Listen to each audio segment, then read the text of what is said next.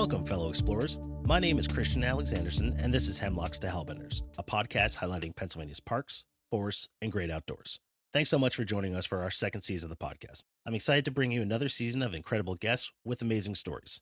This year, we're going to be hearing from park and forest managers, environmental educators, biologists, volunteers, and many more.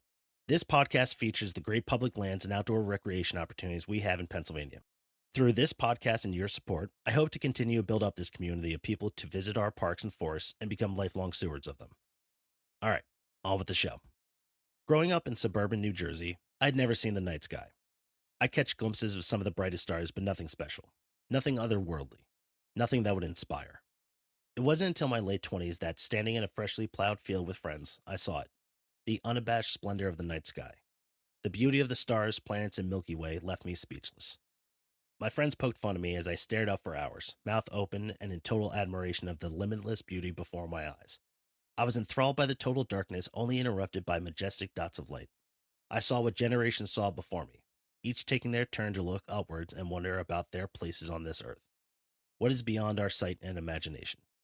What is our purpose? Why are we here? This, I thought, this has been up here my whole life and I'm only seeing it now. It was a revelation and insight into the vast library of moments that I have yet to experience. It is a memory I cherish and a moment I've been trying to replicate ever since. Fortunately, those that want to see the unmatched magnificence of a clear night sky need not look further than upstate Pennsylvania. Located in Potter County, Chery Springs State Park is home to some of the darkest skies on the East Coast. Astronomers and stargazers from all over the country flock to this small park just to look up at the stars. The darkness of the area and the clarity found in the sky makes Chery Springs perhaps the last best refuge of the natural night sky. Like any other resource, the Pennsylvania Department of Conservation and Natural Resources has worked hard to preserve the views above Chery Springs, designating it the Commonwealth's first dark sky park. The International Dark Sky Association named it the second International Dark Sky Park. And the views. They are simply divine. On clear nights, you can see the heavenly bodies circling above. Laying on a blanket in the park's night sky public viewing area, you can watch shooting stars, meteor showers, and the Milky Way pass overhead. In a country and Commonwealth riddled with light pollution, it's a special place to see special things. And on this episode, we're going to be learning all about this spectacular park. But before we get to the interview, here's the stats. Chery Springs State Park is an 82-acre park located in Potter County. Available activities include hiking, picnicking, camping, hunting, and stargazing. A notable feature of the park is its night sky views. Chery Springs State Park derives its name from the large stands of black cherry trees originally found in the area. Nearby towns include Coudersport and Gailton. State parks that are close by include Lyman Run, Patterson, Prouty Place, and Denton Hill State Parks. You may enjoy the park if you enjoy unmatched dark skies and views of the stars. I'm excited to welcome Benjamin Stone to the podcast. Ben is the manager of Chery Springs State Park. Ben, thanks so much for joining the program. Hey, thanks for having me. How would you describe the park to someone who's never been here before? Sure, good question. Inspiring, beautiful, unique views. Two, dark and colder than expected. Because the activities mostly happen at night, you should definitely dress appropriately and be prepared with like a red lamp or so as you show up, but not too bright of a red lamp either. Um, I think too, as you're arriving to the park or a little bit beforehand, you want to certainly make sure you check out our website. Look at the park map, try to understand the area around the park, where you think you want to be. Of course, coming into the park in the first time, it's important to arrive during daylight hours. Yeah, you're coming for evening programs, nighttime programs. But as we'll discuss a little bit further here, the night sky and white light don't necessarily go together. So it's definitely best to arrive before dark and let your eyes then adjust, as the sun sets, and you'll have even a better view of the night sky. What do you love most about the park? Yeah, so as a manager of the park, all of our parks have different themes. And Cherry Springs, of course, being it's the night sky. Um, the most thing I love about our park is our educational programs, especially they get to describe the historical accounts, different stories of the night sky, how different groups, Native Americans or Greek mythology, hearing those stories of the night sky and how history has used the night sky uh, is probably my favorite part about the park. And as someone who's actually attended one of those programs on a visit before, your crew does an incredible job with it. It's so entertaining, and you kind of walk away from it always with a new fact or a new interesting idea that you're like, oh, I got to go home and check and read more about that. So like on our Earth, our landscape, things are always changing historically. But the one thing that hasn't changed, not much, I guess, thinking satellites a little bit here too, but the night sky definitely hasn't changed nearly as much as our earthly landscapes. Cherry Springs State Park is one of the best places on the eastern seaboard for stargazing and astronomy. What makes Cherry Springs ideal for star viewing? Absolutely. The field is at the top of a 2,300-foot mountain. So, beautiful and unique views, as I mentioned earlier. Many people in rural areas can see a lot of stars, and that's awesome. But at Cherry Springs, you're actually in the stars. You've got a fisheye view. You're on top of this mountain. You've got a fisheye view all the way around you. The astronomy field offers excellent 360-degree views of the night sky. Also, Cherry Springs is surrounded by state forests, and it's relatively undeveloped. Nearby communities are in the valleys, a lot and shielded. A lot of the lights are shielded, that may affect the park, so you don't get that sky glow. It's just an awesome place to be in a rural part of the state. In 2000, DCNR declared Cherry Springs State Park its first dark sky park. What does it mean to be a dark sky park? Yeah, so across the state, park operations are different, obviously. Most of those other state parks run sunrise to sunset. Mostly daytime operations, except for camping, of course. A night sky or a dark sky park is obviously different with that. Every decision that we make, we consider nighttime as our primary visitation time. So we need to manage light more than anything. Safety, of course, but we're looking for light. How much light is necessary? How bright should that light be? Can this area be dark? So all these questions come into play um, as being a dark sky park. We design parking lots, traffic patterns, uh, limit headlight shining into these observation areas. We build headlight mounds to block the white light. We encourage visitors to bring red lights with them to help maintain night vision. With the white light, you can really mess up your night vision, but red light seems to allow your eyes to stay more focused and into the evening. Um, we even do provide some red filters for people if they show up and they don't have, just maybe their phone or something as a flashlight. A lot of times we have red filters that you can put rubber bands on there and keep your white light to a minimum. But it's definitely something to be cognitive of as you arrive. Um, our nighttime public viewing area is awesome for people. We've constructed lit pathways for visitors to navigate in the darkness, take them to the program area. It's sort of a leap of faith. You start out down this pathway, not seeing where the end is, but trust, we'll get you where you need to be. One of the things I found interesting about Cherry Springs when I first started going there was the idea of it takes work to preserve the dark sky, just like it takes work to preserve clean water and air and the preservation of mountains and forests. It takes an amount of work to just preserve dark sky. So it's great to see, all the things that you guys are doing over there to make sure that it's not really spoiled by people who are using flashlights or maybe bright lights or anything like that. Yeah, it's definitely an educational component. It's different for a lot of folks. Who haven't been to the park before or maybe other state parks, white light is a comfort thing for a lot of folks as well. So it's education. Um, that's why we have separate areas of the park too, and that's why checking out the website ahead of time is a good idea. We've got different user groups in the park. At our public programming area, that's where the majority of first-time visitors are directed to, and they should come see a program. We've also got some other areas of the park that are really uh, we've got a much higher standard of what not to do. So there's some folks there with some really expensive astronomy equipment. They're set up taking astrophotography, looking into deep space. And of course, if you shine your headlights in the wrong way or you walk up with a headlamp on, um, you're now impacting somebody else's experience. So it's an educational component. We try to get the word out as best we can. We've got signage around the park, things on our website, and of course, this podcast is going to really help get the word out about, um, you know, nighttime, red lights, and maintaining that good view of the night sky for everyone. I also like the community aspect of it because if you walk in when everyone's watching the meteor showers and you're laying down on a blanket and you're experiencing this great moment, and people walk in from the parking lot with white lights, the first thing you're going to hear is the crowd going, "Put it down! Why? Don't do it!" Like, I yeah, personally yeah. There's a appreciate lot that. of passionate folks up there at Cherry Springs, no doubt. What can visitors see on a clear night at the park?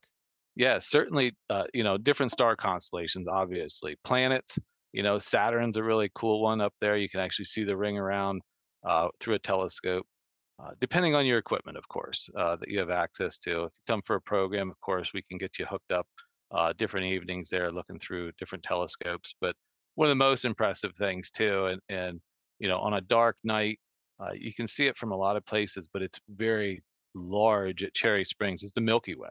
And the Milky Way is obvious to everyone on a clear night at Cherry Springs, and it will blow you away. You may see it somewhere else in the state. You may see it somewhere else where there's a little more light pollution. But when you see it at Cherry Springs with how dark our skies are up there, it's so much bigger. And like I said, it's so bright um, that it can almost cast a shadow on the ground. Is there something everyone should experience when they visit? Yeah, certainly. So, everyone once they come to Cherry Springs, it's a personal experience, and I don't mean to get holistic or in depth with you here, but it definitely can help disconnect from the busyness of the world. If you're, like you said earlier, laying on a blanket just staring into the dark sky, it is an experience for everyone if you allow it to be. Like I said, if you calm yourself down and get rid of the busyness of the world, that view into dark space can be everlasting. Time slows down. It's so cool. And like you said too, our programs, that's definitely something that everybody should experience. If you're a first time visitor or you're bringing other folks to the park, um, our programs, they're going to give you that background as to what's going on, what we're doing there, pretty much, hopefully what we're talking about today. But um, they're going to help you look through telescopes, explain what you're looking at, certainly give you some of those do's and don'ts about night sky watching, um, talk about the constellations in more detail, uh, check out some planets, and all of that is posted on our calendar of events, DCNR's calendar of events. Just search Cherry Springs State Park, and you're going to see what programs we have to offer up there. But definitely, that's something that everybody should experience. Is one of our nighttime programs going to the park. You mentioned it earlier. Can you tell us a little bit more about the night sky public viewing area? Yeah, so it's our most popular part of the park, and it's where everybody should arrive initially. It's where you're going to. Um, it's where the majority of people are going to show up. You're going to come out there. You're going to walk that lit pathway, like I mentioned, out to our programming area. There'll be people out there. It's just a large decommissioned old airstrip on top of the mountain, and it's gorgeous, especially in the evening. Um, there's people who are set up with blankets, like you said, or there's people with chairs. We do have chairs there out there for at the programming area. Or like I said, feel free to bring your own. Uh, but it's just a large open space where um, people are set up to enjoy the night sky, and it's a little bit more relaxed. Like I mentioned, there's a few other areas of the park. So if you do come out there, people are going to say, "Hey, help us out! Turn the white light down," and remind you of that. But it's where the majority of our programming happens. It's where people show up just to enjoy the night sky. If they're not staying overnight, this is the spot that you want to be. Come out, enjoy the night sky, and hopefully take in a program. Yeah, it was really cool when I visited to see the meteor showers. And, as you're walking, you don't really have your dark eyes yet. And you kind of get to the field and you're like, oh, I guess I'll park somewhere around here. I'll sit down and place my chairs here.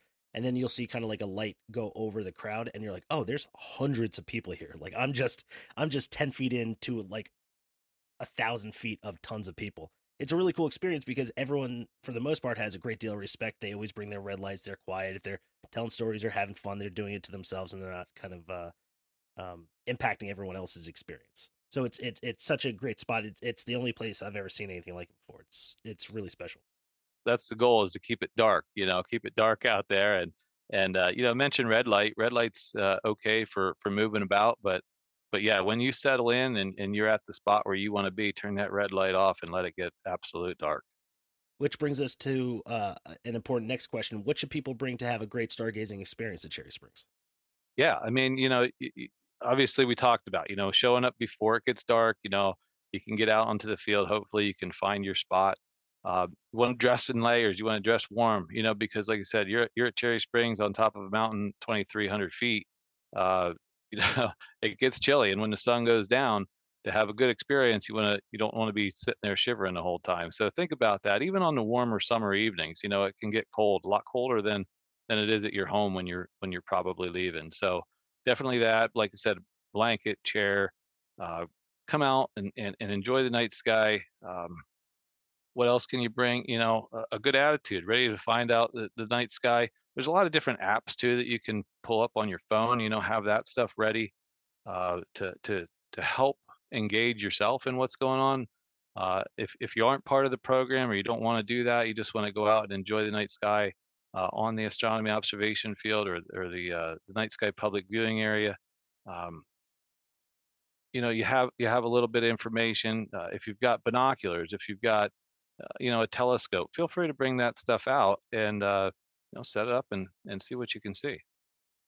Let's say a stargazing trip is planned, but the weather reports say that it's going to be cloudy. Instead of canceling the trip, what can visitors do to get the best out of their visit? What can they do? Yeah, first off, a lot of times, and I hear this from many visitors, that are staying at other parks around, we didn't go up there, but you hear from other folks, like, the weather changes. So a lot of times, if it's a cloudy evening, um, you go up to the park, it's sunset, it's cloudy, maybe you're there for 30 minutes.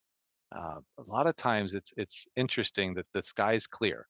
I don't know, being on top of the mountain like that, but a lot of times forecasts are still wrong.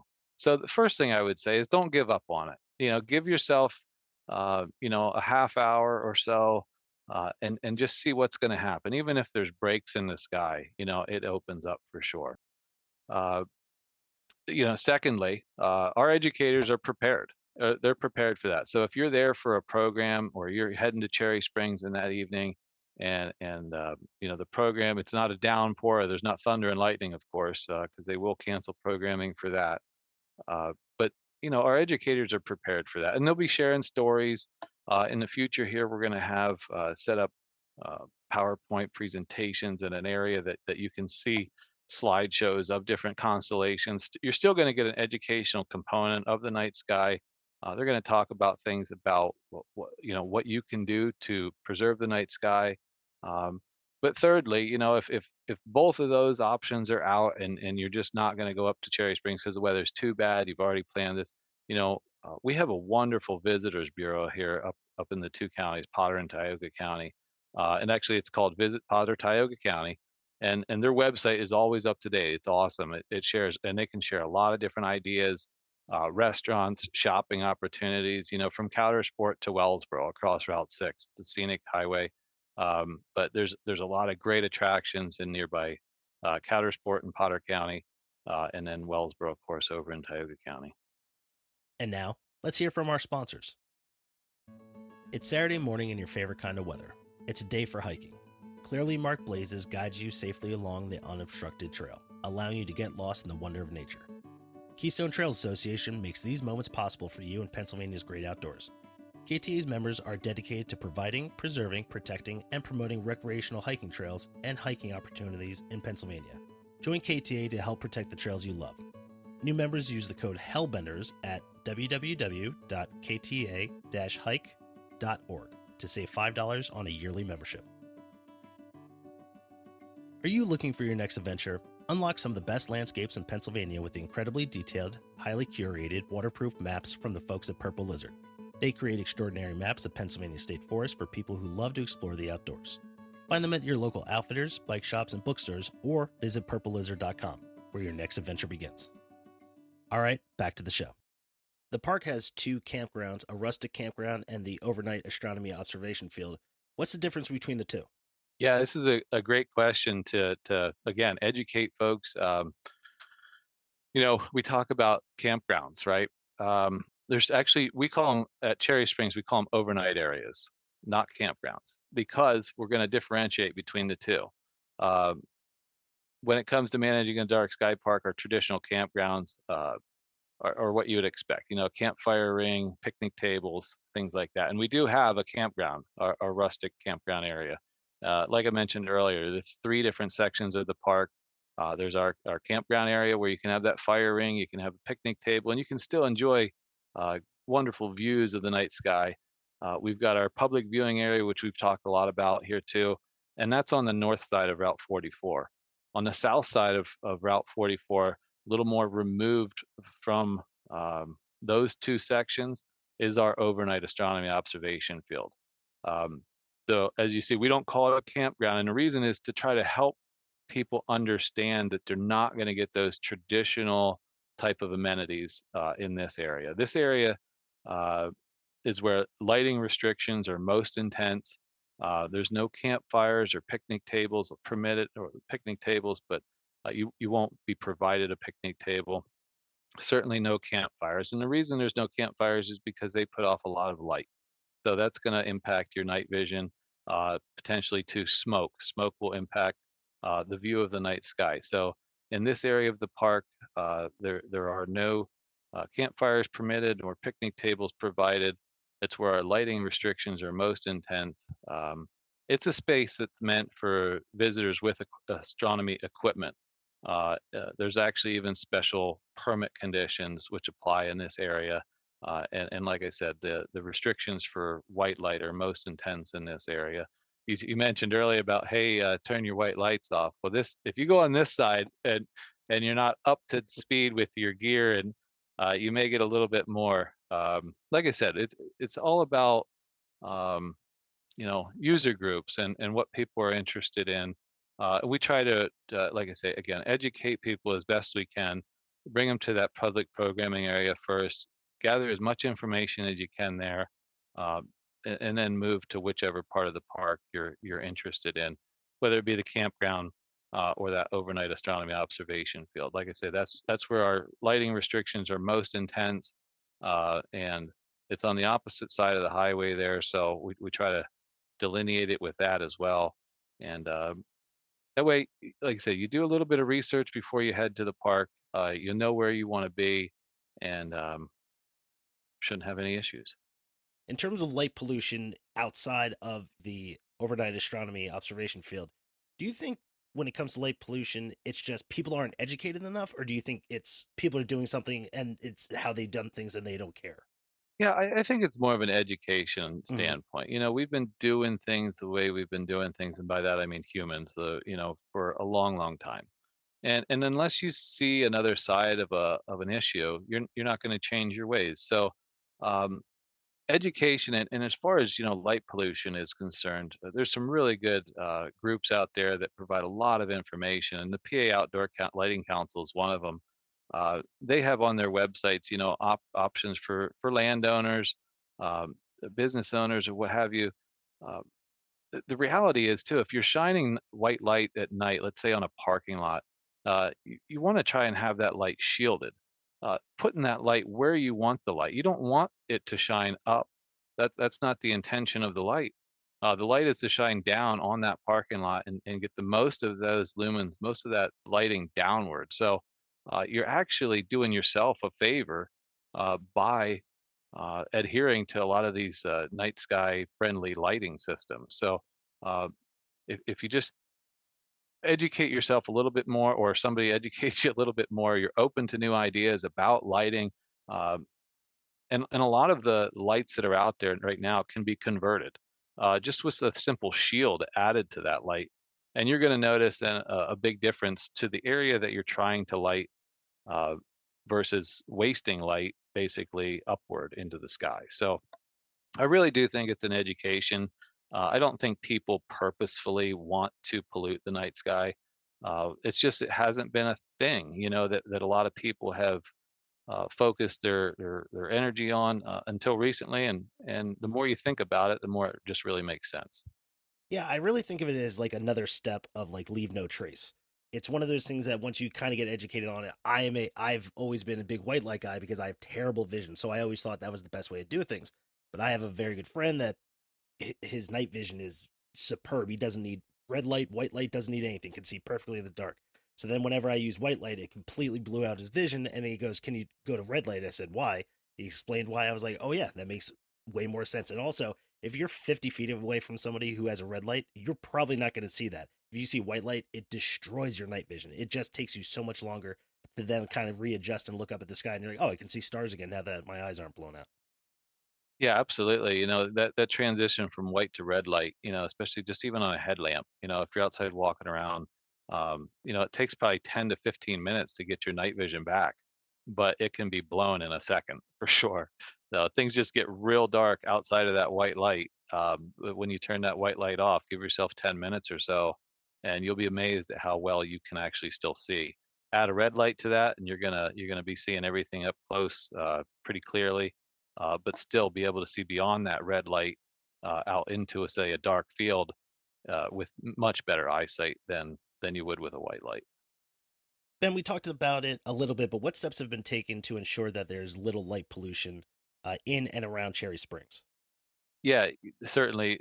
So we have a management plan too to follow here inside the park, but outside of the park is where the real work happens. We have a friends group at the park called the Dark Sky Fund, and they do outreach, education to local communities and business. And even recently, our county has implemented increased standards for new construction in the area. So it's really grown from spawned hopefully from Cherry Springs outward. Like I say, our friends group, Dark Sky Fund, does a lot of community outreach, education. Our local communities have really taken a hold of Cherry Springs too, as a night sky, dark sky area, and even with the um, increased standards, for new construction, a lot of folks, like we talked, that education component are buying into the fact that we have some of the darkest skies here in the country, definitely on the eastern seaboard. So they want to preserve, they want to protect that, and they enjoy having folks come up into the PA wilds here, north central Pennsylvania, uh, in and amongst this rural area, and enjoying the night sky with them. So uh, kudos to them. Like I said, outside of the park is where a lot of real work is done preserving and protecting the night sky. Our friends group has done great work, and our community is the same. So give them a lot of credit, and we're gonna help them keep pushing that agenda and really work hard to preserve the night sky. While recreation opportunities are limited inside the 82-acre park, there's a lot of opportunities outside of the park. There's nearby state parks, there's state forests. Do you have any recommendations for visitors looking for hiking trails? Yeah, I mean, if you're really into getting out there and hitting hiking trails, long distance trails, our Susquehannock Trail system is right there in the area. It's 84 miles. You can do that as a loop. You can do that as sections of it. Um, Locally, right at Cherry Springs State Park, in conjunction with the local forest district, is a simple interpretive. We're working forest interpretive trail. It's a mile loop that you can hike around. There's different waysides, education. So that's right there at Cherry Springs if you're interested in that. As you mentioned, there's a lot of state parks still in the area. Lyman Run is only a short distance down West Branch Road, say less than 10 miles. They've got a bunch of nice hiking trails, and it's a completely different style of park from Cherry Springs, where you're up on top of the mountain versus now you're down in a valley with a lake. Beautiful setting there as well. If you want to go the opposite direction, south, Ole Bull State Park is just a short distance away. They've got a beautiful stream, hiking trails. So there's so many opportunities. Just if you're staying at Cherry Springs, or maybe you're staying at one of these other state parks and you want to come to Cherry Springs. I mean, everything is relatively close by. within a half-hour driving distance, and there's just so many opportunities. Again, our state park websites, our forestry websites, uh, got specific icons for hiking that you can jump on there, see what type of trails they have available, and definitely park maps are available online or at the parks. You can check those out and see where you want to go. Cherry Springs offers a variety of environmental education programs year round. What sort of programs are offered? Yeah, again, and the best place to check these out, they're continuous, like you say, year round, is our DCNR calendar of events. We've talked about this, like stories, navigating the stars, too, showing up for some basic telescope or binocular tours. Again, you're going to learn about light pollution, what you can do at home to help prevent, light pollution and preserve our night skies. Uh, we even do virtual programming. They're back through the pandemic. We were not doing public programming, but we got on the lines of doing virtual programming, which impressively, Cherry Springs has been sought after by people across this country, as far as asking our educators to do programming with them virtually. So that's been a big hit as well. So certainly checking out the calendar of events, you're going to see what we have going on, and two, winter months. um, it's cold, like I said, it's a little more cold up there, but dressing appropriately. We've actually got some full moon snowshoe hikes and things like that that happen. So some of those programs, and type, you want to definitely check out the calendar, and there's some, the registration is required. um, so check that out, and yeah, they do a lot of great things year round. I know the park also hosts a number of annual events. Woodsman Show, I know there's a star party that brings thousands of visitors to the park. Can you tell us about those events or what sort of things are featured there? Yeah, absolutely. We host two different star parties throughout the season, um, June and September, sometimes early October for the second one. Um, Those are run through some partners of ours, with agreements that we have, so their uh, registration is on their websites. The Woodsman Show, though, that happens at Cherry Springs has been going on for more than 70 years at the park. So, before, even Cherry Springs was known as the Night Sky Park or the Dark Sky Park, the Woodsman's Carnival, the Woodsman Show, has been happening at Cherry Springs, and it is a cool event. It happens the first weekend in August, every year. It's always the first weekend in August. It's a 3-day event, Friday, Saturday, Sunday. Friday is more relaxed, and we do some amateur competitions. So if you want to show up and maybe throw a double bit axe, or test yourself at the crosscut saw, we've actually have professional lumberjacks there that will help coordinate or run those events. You can get, uh, that's the best type of education you can get, is from the guys that do it professionally. So then Friday happens, and then Saturday comes, and these professional lumberjacks actually compete. It's actually a competition. So if you've seen things on, maybe ESPN or so, they show these sometimes. Whether it be the quick cut saws. Basically, it's like a motorcycle engine on a chainsaw that they're cutting through the logs.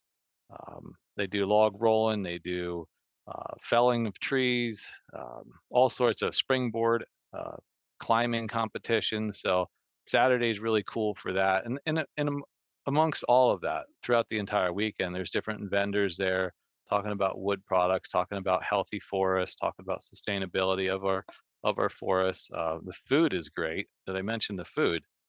So it's an awesome event. And then Sunday comes around.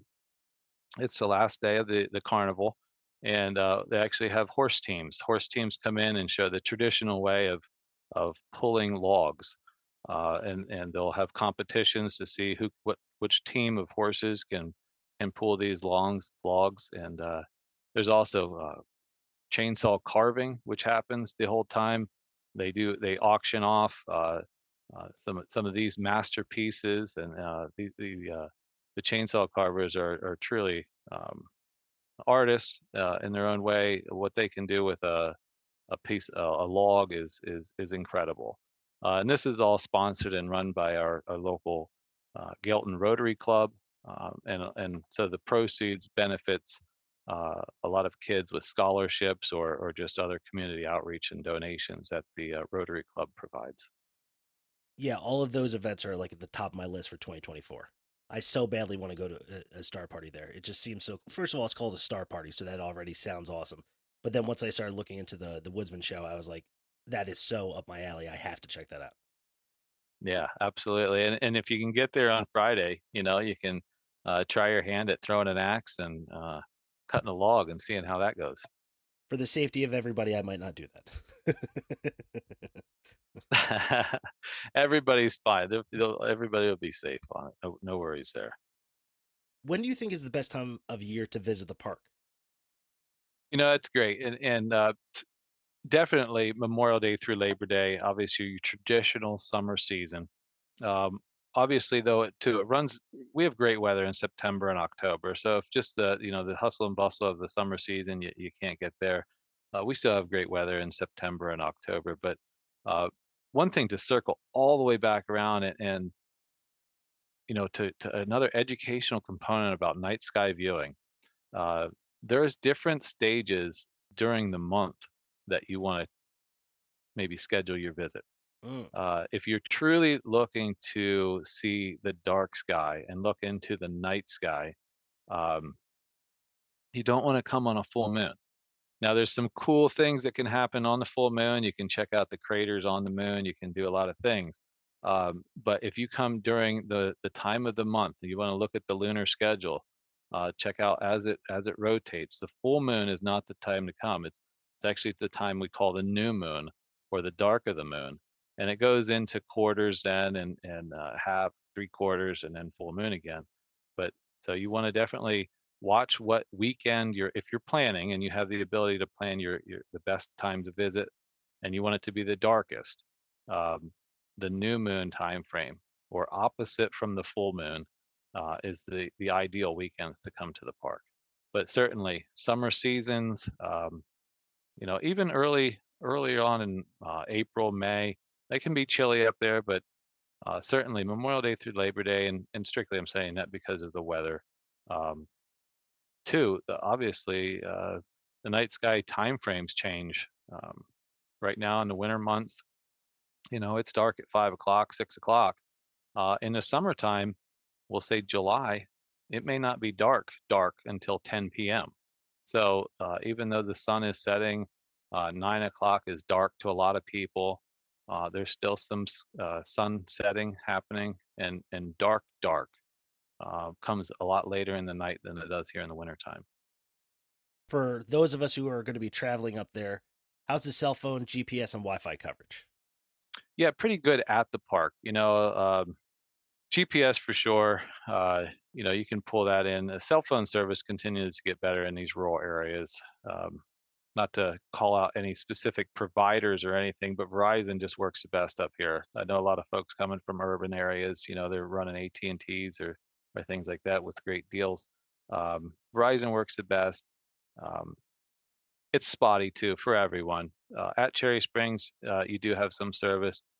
Outside in towns, along a lot of the travel corridors, there's some good cell service. It may go dark for a little while, especially when you're in the valleys or so like that. That's why it's always good to have a paper map when you're still traveling around in the PA Wild. Never hurts to have a paper map to rely on. But too, you stop in any town or area, cell service is still pretty good up here in the area. Do you have any tips for people who plan on visiting the park? Yeah, the biggest tip I can give you is to check out our website. Check out the website. Ways that you want to navigate the park. Again, those three different areas. The um, public viewing areas where we're going to help direct most people that are arriving to the park. So you're going to get all your information you want when you show up there. If you're going to the campground, you'll figure out how to get there. Um, versus the overnight observation field. So checking out the park. Website before you come. Plan ahead. The campground fills up quickly. It is on the reservation system, reservepa.com. 11 months in advance, you can make a reservation for the campground. The overnight observation field and our observation public stargazing area. you can come, first serve, but of course, you got to remember the permit conditions for the overnight observation area. You got to have astronomy equipment to be on that area. Uh, so coming to Cherry Springs for the first time, checking things out, definitely taking a public program. Uh, we're going to teach you a whole lot, maybe that you didn't know before you showed up. So that would be the very first thing I would suggest for everybody to come do. Check out our calendar of events. Come up during a new moon program and learn as much as you can about the park before you show up, and we'll teach you the rest when you get there. Ben, thanks so much for joining us today. I really appreciate it. Absolutely, it was my pleasure, and I appreciate getting the information out about Cherry Springs. We have visitors that travel from around the world that come to Cherry Springs. It's just an amazing experience. Our educators do a fabulous job, and couldn't be happier to be the manager of such a great park.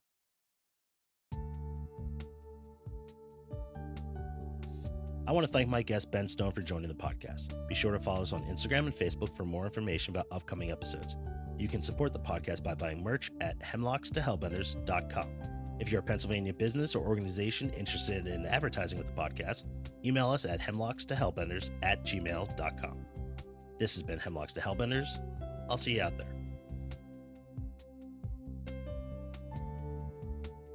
Hosting, production, and editing by Christian Alexanderson.